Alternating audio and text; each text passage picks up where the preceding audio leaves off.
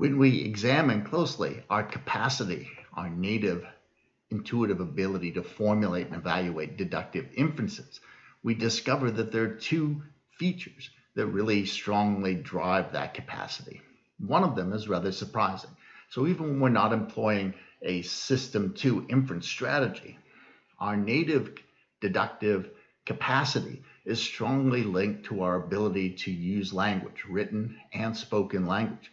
Most of the deductive arguments that we'll run across, that we'll formulate or evaluate, will be given to us or formulated by us in either written or spoken language. And because of that, we have this strong dependence, even in our native and intuitive deductive inferences, on working memory.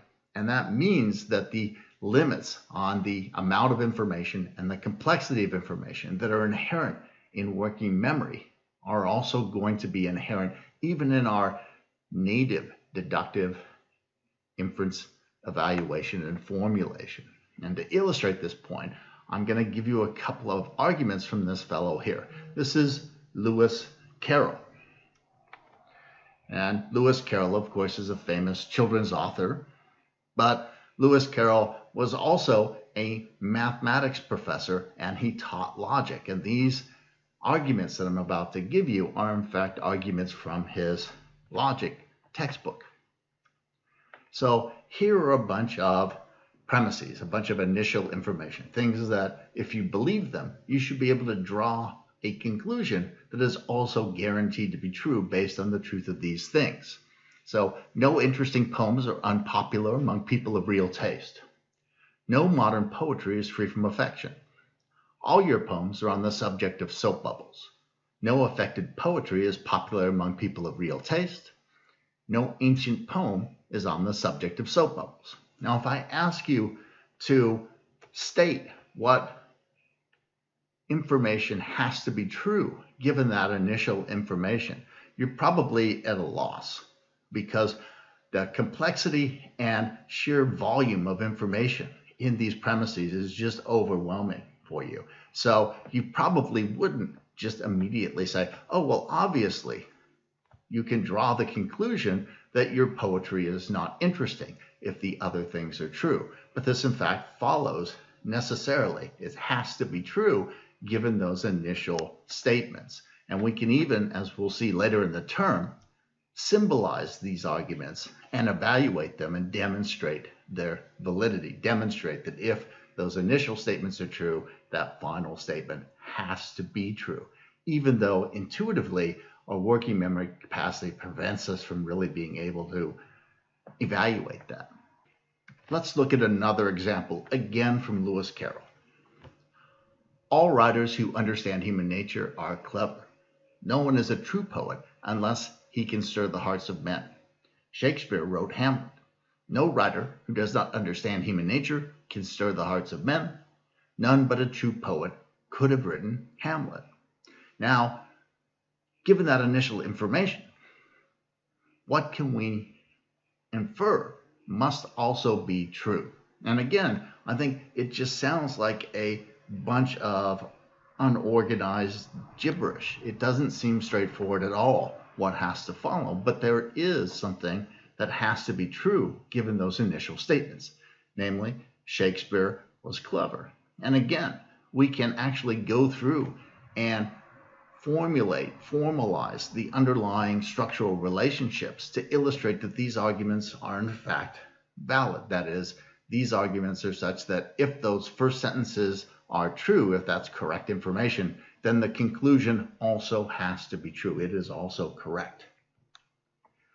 So our working memory limits on the amount and complexity of information have implications even for our native or intuitive deductive inference capacities. Let's now turn our attention to content and how it impacts, how contextualization impacts our native capacity to formulate and evaluate deductive inferences. And we'll look at this in a much more nuanced fashion now, but we'll take the same approach as we started discussing deduction with. We'll look at some arguments and see what our intuitive judgments about their goodness or badness are and how easy we can make them. So our first argument here, all elephants are big things. All elephants are mammals. Conclusion, some mammals are big things. So you might want to stop the video for a second, think about it, come to a conclusion about whether or not you think this is a good argument. Now again, this argument from a logical perspective is only a good argument when this argument form, the underlying structure, relates content elements, in this case classes of things like elephants and mammals, that have members.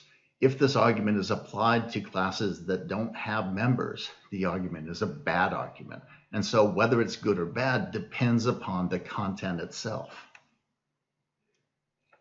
Here's another argument. No C are B. All A are B. Conclusion, no A are C.